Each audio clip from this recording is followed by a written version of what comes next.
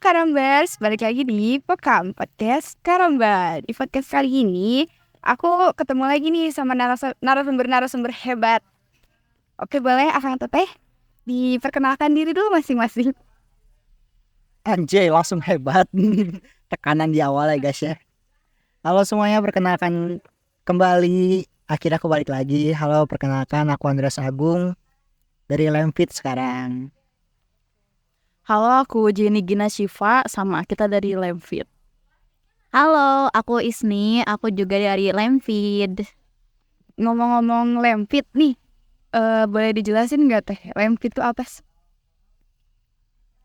Lemfit, dari namanya itu namanya singkatan gitu. Lemnya itu lemna, kalau feed-nya itu kita jadi bahasa Inggris ya, feed makanan. Jadi sebenarnya pakan gitu, bukan makannya tapi pakan. Lemfit jadi lemna, makan lemna gitu. Dan sebenarnya itu bukan, awalnya namanya bukan lemfeed tapi lemfer, lemna fermentasi, di mana kita itu membuat pakan yang berbahan dasar dari lemna gitu. Tapi karena kalau kita pakai Lemfit kayaknya boncos terus, jadi kita ganti Lemfit. Lemna sendiri itu apa sih kan Teh?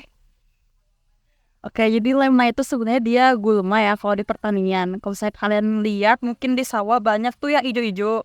Nah itu tuh lemna. Tapi lemna itu sebenarnya banyak ya spesiesnya, ada yang minor, ada yang mayor gitu. Nah itu tadi gitu, dia tuh gulma. Jadi dia ini adalah limbah lah ya, limbah. Makanya kenapa kita gunakan gitu, agar ya harapannya mah biar limbah yang ada di sawah juga berkurang, tapi tidak mengurangi nilai tambah dari si tanaman tersebut kayak. Itu mirip eceng gondok gitu apa beda lagi? Beda, tapi kalau misalnya orang-orang pada tahu ya spesiesnya sama, satu genus lah ya kalau misalnya kita tahu mah. Cuman beda, kalau eceng gondok kan dia besar ya, terus dia ada rongganya gitu. Kalau ini enggak, kecil, Bentuk daun gitu. bentuk daun. Kalau kalian tahu pakis bentuknya kayak pakis tapi lebih sangat kecil gitu, sangat kecil. Tapi meskipun kecil, manfaatnya juga banyak gitu buat pakan ikan. Nah makanya dari si gulma tadi kita memanfaatkan dia untuk menjadi pakan ikan. Nah kan Lemfit ini tim ya?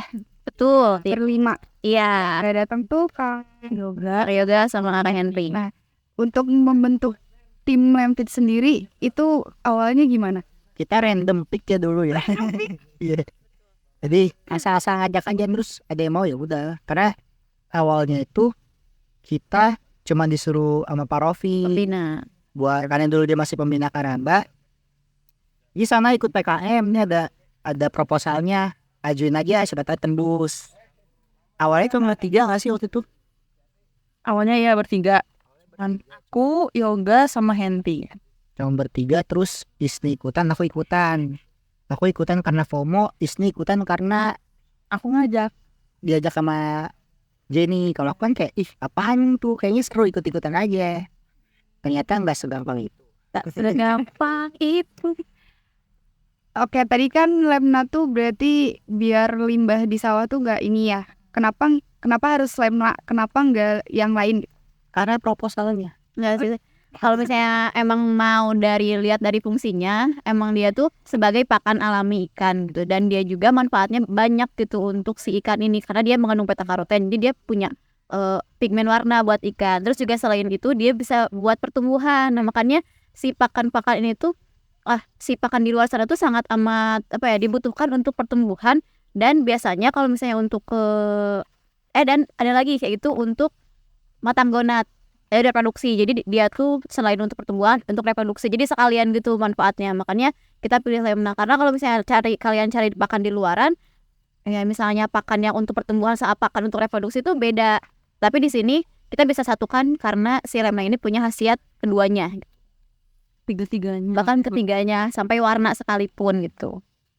Ini tuh ngambil lemnanya langsung dari sawah mana aja atau ngebudidaya sendiri?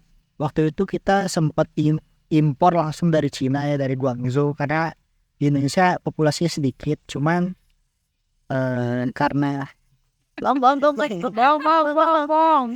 Yen, Oke. Kalau misalnya lemnanya sebenarnya akan lebih bagus kalau misalnya mau mengurangi limbah ya, benar-benar mengurangi limbah atau gulma ini dari sawah. Cuman kalau misalnya dari sawah itu kebanyakan tidak sama satu spesies gitu. Kang Pujo pernah dapat, tapi dia dapatnya apa? Kiambang. Nah, pada saat dicoba untuk dikeringkan itu hasilnya jelek. Nah, makanya karena itu kita lebih ke budidaya pada akhirnya. Kita beli dulu bibitnya dari teman kita juga ada. Nah, terus kita budidaya sendiri. Tapi pernah juga sih, karena kan permintaannya banyak ya. Nah, lemna ini kalau dikeringin tuh dia cuman menghasilkan 2% dari bobot basahnya gitu. Jadi butuhnya banyak banget. Akhirnya kita beli juga sebagian kayak gitu. Kalau boleh tahu gimana sih prosesi lemna ini tuh bisa jadi pakan ikannya?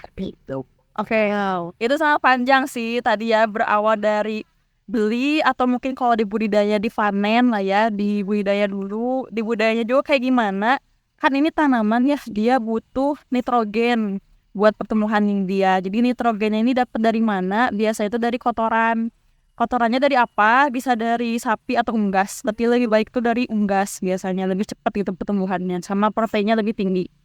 Nah, kalau udah dia tumbuh, dikultur nih, dibudidayain, terus dipanen. Udah dipanen kita keringkan biasanya seminggu. Dan pengeringannya ini tuh lebih bagus pakai matahari. Kenapa matahari? Karena mungkin alat di kitanya juga ovennya masih oven biasa ya, yang tanpa blower. Kalau misalnya pakai oven justru malah dia ini gosong gitu. Jadi kita pakai matahari. Berarti kalau pakai matahari gitu berapa lama? Seminggu. Tapi tergantung sih pada saat itu seminggu tuh karena panas enggak. Makanya kita bolak-balik di luar sekre, dimasukin lagi, keluar lagi gitu. Kalau misalnya emang panas banget 3 hari juga kering gitu. Kalau misalnya dia minor. Kalau mayor kan dia lebih besar ya. Pokoknya lemna mayor ini lebih besar, dia emang sedikit lebih lama lagi keringnya. Kayak gitu. Kalau udah kering nanti dia ditepungkan pakai alat. Kita di sini namanya ada dismill. Kayak alat namanya dismill, ditepungkan. Kalau udah ditepungkan, diayak lagi sampai sehalus mungkin dapatnya. Kalau misalnya udah halus, udah dapatnya halus, baru deh bisa dicampur dengan komposisi yang lain atau tepung-tepung yang lain buat apa ya? Penyeimbang proteinnya lah, penyeimbang nutrisinya. Nah, baru deh dicetak menggunakan alat namanya pelleting. Alat pelleting. Tadi kan ada lemna mayor minor. Boleh tahu gak bedanya gitu apa? Dari Sebenarnya sih. bedanya mayor minor cuman di ukuran doang. Minor tuh yang kecil, mayor yang gede.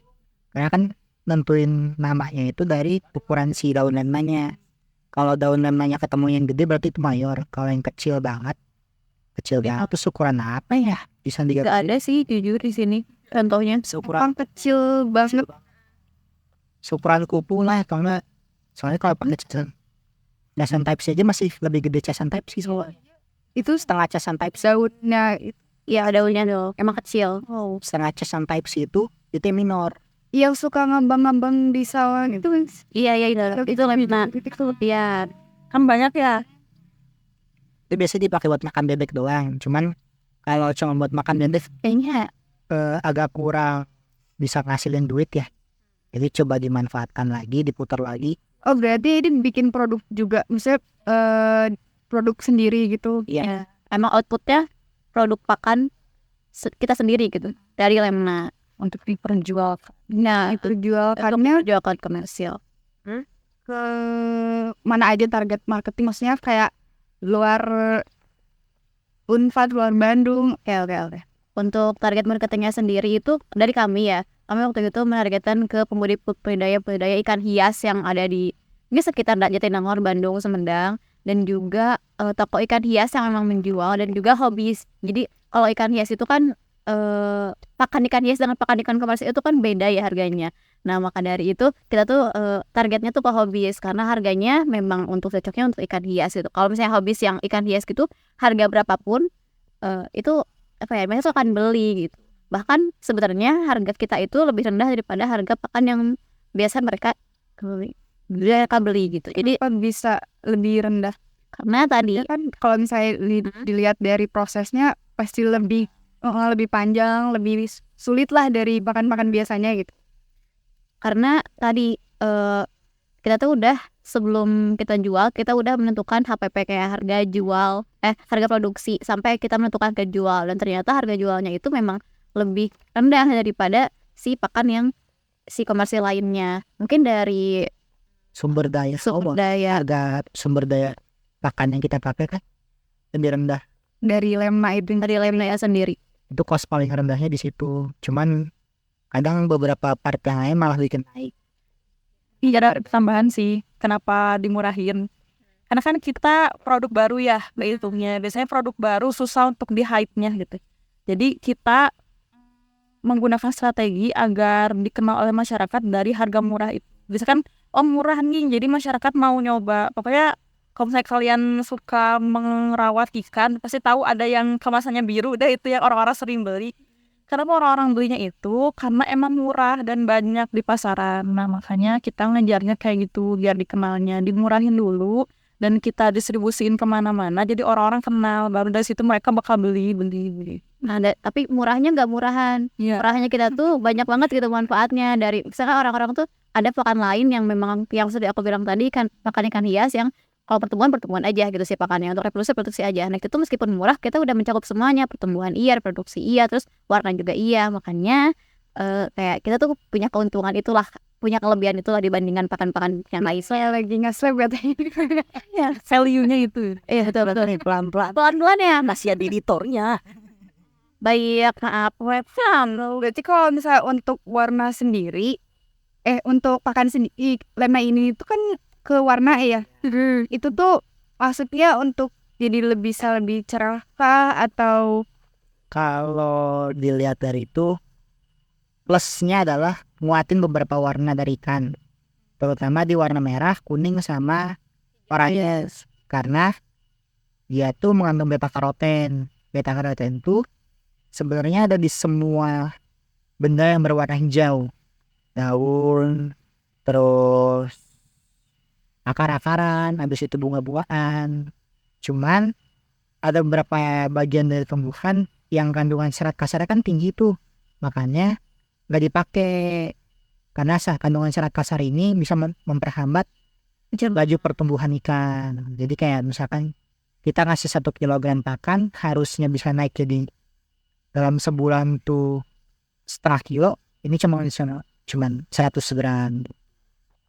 Makanya pakai Lemna, karena Lemna tuh tingkat serat kasarnya rendah juga. Cukup buat diet. Buat ikan dia Tapi ada loh penelitian buat makanan manusia. nanti kita coba ya. Kita jadiin feed balik. Iya betul. masih berjalan sampai sekarang? Masih, kalau ditanya masih ya masih sih. Cuman gak jadi. Coba apa? Karena gini, kita tuh kan seperti yang kalian tahu, kita tuh semester akhir gitu ya, semuanya. Jadi kayak punya kesibukan masing-masing dalam penelitiannya masing-masing. Yang utama ini semua anak budidaya. Dia penelitian budidaya itu kan kayak harus mempersiapkan instalasi lah, harus kompleks ya. Semua penelitian juga kompleks. Makanya ya kita sekarang lagi istirahat dulu sejenak gitu ya. Kamu udah lulus? Padahal dia udah lulus sendiri. Ya tapi kan kalau misalnya aku lulus sendiri, aku gak bisa produksi sendiri gitu. Buat hari ini lah ya. Ya udah, ntar aku ini Kecipa. mesin, aku nyalain mesin, Bujir nyalain. Aku jual. aku cetak pelet bukan Lemna. Nah, Paling pertanyaan terakhir aja, dari sekian lama udah membentuk tim ini atau membuat produksi lem feed ini, apa sih hambatannya? Hambatannya kita malas. Hambatan bird. tapi jujur ya guys, dari semenjak kalau kita daftar P2MB ini tuh adalah hasil hahihi sebenarnya. Hasil kayak tiba-tiba lolos. Kita aja sampai kaget, kok bisa kita lolos gitu. Awalnya tahap 1 kita yang kayak, oh ya udahlah mantap. Tahap 2 kita udah gak ada ekspektasi apa-apa. Tahap 2 tuh pendanaan.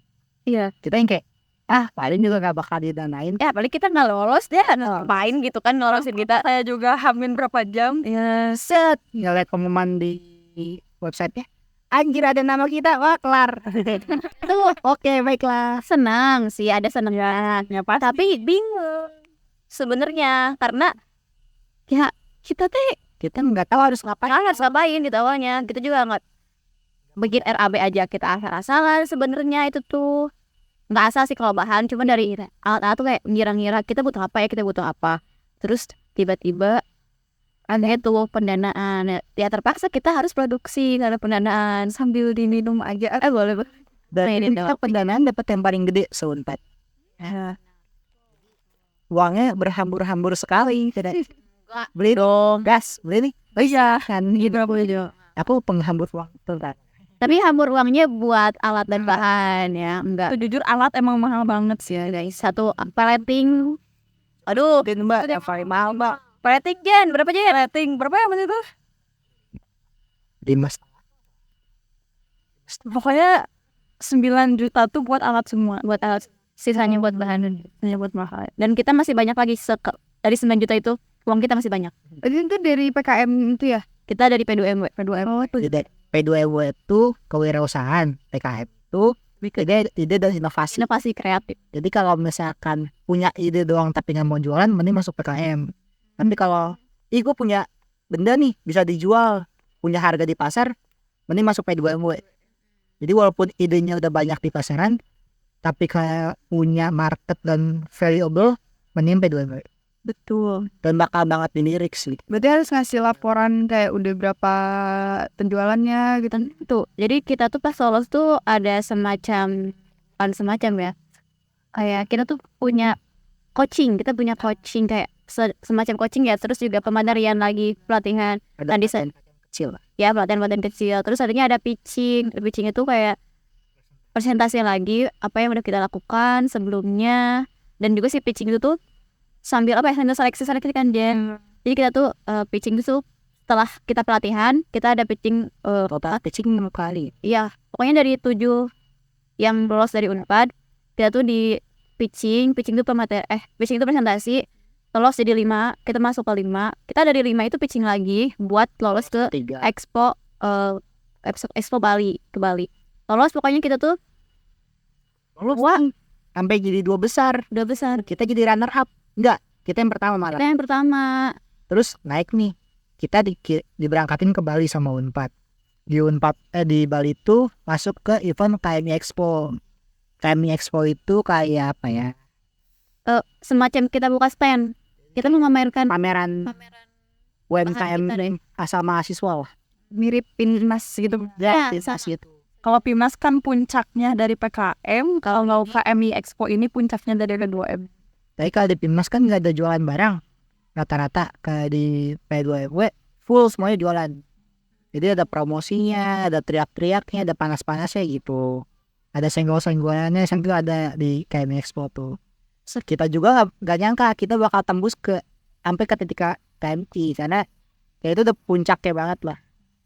Dari iseng-iseng. ya kendalanya sebenarnya kita kayak nanggung aja gitu pas awal mau ngapain, kita juga nggak tahu. Terus lama-lama males, orang udah semester 7 banyak tugas bla bla bla bla, tapi akhirnya dengan keterpaksaan ini harus bikin produk ya, jadi kita bikin produk sampai ke Bali si iseng itu. Ada enaknya sih. Enaknya sering dapat dispen. Iya. Bu saya mau dispen. Buat apa? Dipanggil sama rektor. Oh iya silakan bilangin di rektor aja. Tapi nggak salah sih. Ini tapi benar Tapi nggak salah.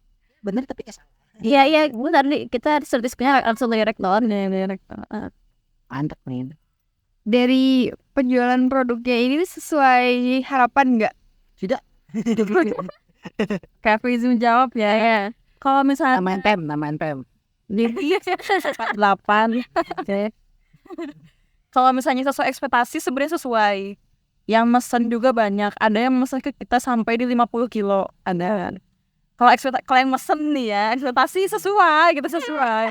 Cuman apa yang kita kerjakan tidak sesuai. Karena tadi sih makanya buat mungkin yang dengerin podcast ini gitu ya, nanti anak-anak Karamba, tolong diperhatikan kembali anggotanya harus angkatan berapa gitu. Agar kalau misalnya katanya iya lolos, kalian gak bingung kalau misalnya ada yang hektik dengan tugas atau kayak gimana, ada yang melanjutkan, kita nggak ada. Nah, yang mesen itu 50 kilo, tapi kita lagi penelitian semua, lagi hektiknya skripsian, jadi tidak dikerjakan gitu. Jadi P2M ini tuh nggak ada kayak larangan untuk satu angkatan gitu ya. Soalnya tadi kalau yang PKM tadi ada larangan, nggak boleh satu angkatan, nggak boleh satu jurusan. Kalau dari Dibilang ada nggak ada tuh kan, karena aku juga ikut yang ininya briefingnya PKM. Kemarin aku ikut briefingnya tuh dari Pak Cecep. Sorry ya potong. Gak apa-apa. Udah biasa. Sudah biasa.